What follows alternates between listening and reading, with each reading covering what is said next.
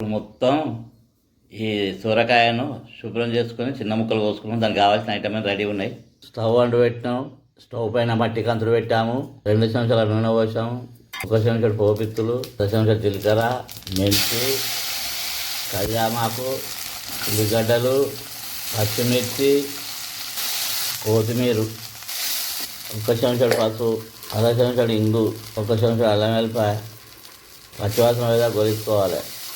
సోరకాయ ముక్కలు ఇందులో వేసుకోవాలి. ఇప్పుడు వీటికి కలపాలి. 1 చెంచాడు కారపొడి, తగినంత ఉప్పు. దీనిని కలిపి 20 నిమిషాలు చిన్న మంట మీద ఉడికించుకోవాలి. ఇలా మట్టి కంచుట్లో వండుకుంటే రుచికి రుచి, ఆరోగ్యానికి మంచిది. కూర రెడీ అయింది. కలుపుకోవాలి. స్టవ్ ఆఫ్ చేయాలి, దించుకోవాలి.